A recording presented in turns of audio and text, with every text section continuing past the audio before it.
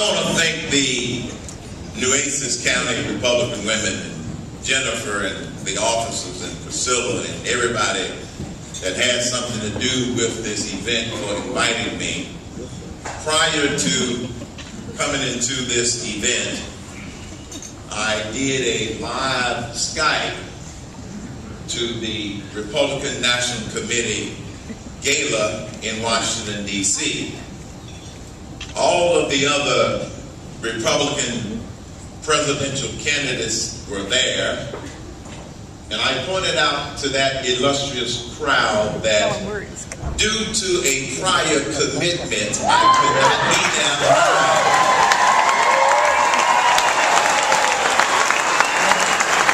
I am speaking to the Nueces County Republican Women Dinner in Corpus Christi, Texas, and the reason that I did not come to D.C. for this gala event with all of the contenders, because I made this commitment months and months before I started moving up in the polls. I keep my promises.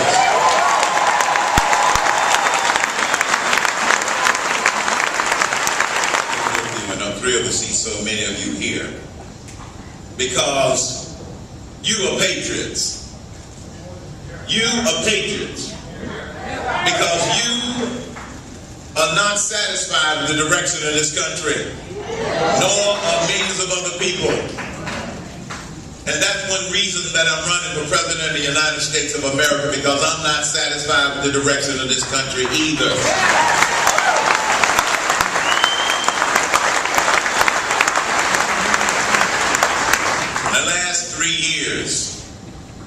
We have become a nation of crises. We have an economic crisis. We have an entitlement spending crisis. We have an energy crisis. We have an illegal immigration crisis. We have a foggy foreign policy crisis.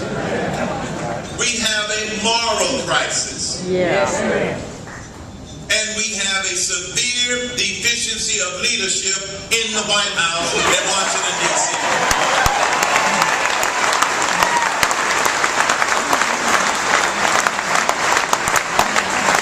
When I first started my career as a ballistics analyst with the Department of the Navy, and I had to do a ballistic analysis using my mathematics and physics education. In order to successfully do an analysis for one of the fire control systems or the weapons that we were dealing with, the first thing that you had to determine was, where's the target? What are you trying to hit? If you don't know where the target is, you're not going to hit it. Business people will tell you, in order to run a business successfully, every day you're dealing with solving or addressing problems that arise. And the very first thing that you figure out as a smart business person, what's the problem? Because if you're not working on the right problem, you're not going to get the right solution. And that's one of the biggest challenges or issues we have in Washington, D.C. Too often, this administration, too often many of our leaders, they're not working on the right problem. And as a result, things in Washington, D.C. don't get fixed. They get worse. And so it starts with working on the right problems, assigning the right priority, surrounding yourself with good people, and that will allow you to put together the right plans in order to get things done. That is the approach that I have used throughout my 40 plus years in business. It's worked pretty good for 40 plus years in business, and I happen to believe that that same approach can work in Washington, D.C. in order to try to straighten things out in Washington, D.C.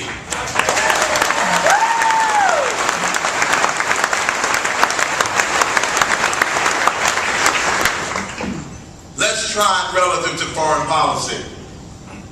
I have been accused of not having enough or adequate or extensive foreign policy experience.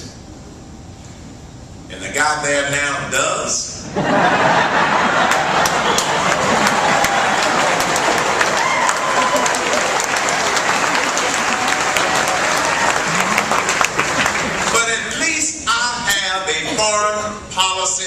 philosophy. Because any leader of any organization, you must set the tone, the culture, and the guiding principles for the organization. Otherwise, the organization is not exactly sure where it's trying to go. Relative to foreign policy, I don't need to know the details of every one of the issues we face. We've got plenty of experts who can fill in the details. But we need to have a philosophy as to how we're going to approach dealing with every nation on the planet that we have or might have a relationship with. My foreign policy philosophy is an extension of President Ronald Reagan's philosophy.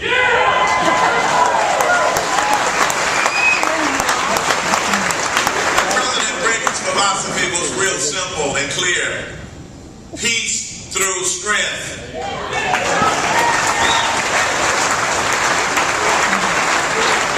The Cain doctrine is peace through strength and clarity. We must clarify who our friends are, clarify who our enemies are, and stop giving money to our enemies.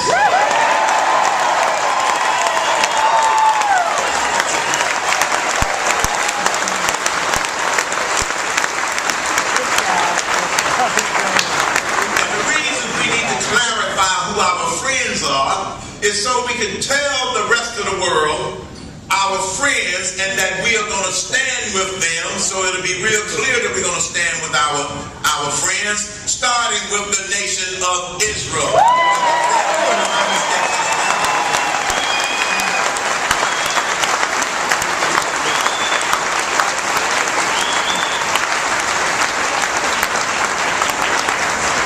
With that foreign policy philosophy, we will be able to figure out what we need to do with all of the challenges we face around the world. And I can tell you something else that I have that this president does not have.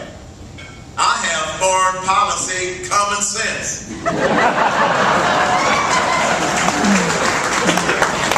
This president just announced that they're going to pull out of Iraq without listening to the commanders on the ground.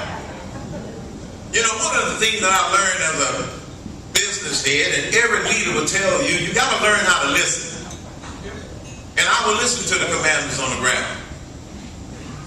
They don't believe in this strategy of just pulling out of Iraq. And then a few weeks ago, the president was saying he was only going to pull out 40,000 troops, leave 3,000 there, which is going to make our men and women there vulnerable. That didn't make sense. You start with listening to the commanders on the ground. And then the other thing that I would not do, that this president has done, make a questionable decision about pulling out or going into a nation, and then send an email to your enemy letting them know what you're going to do. That doesn't make any sense.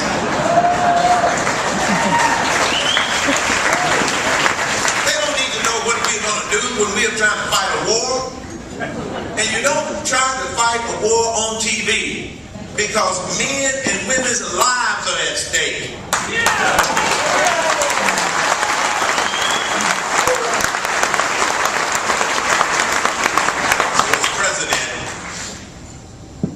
My intentions were not to try to be politically correct.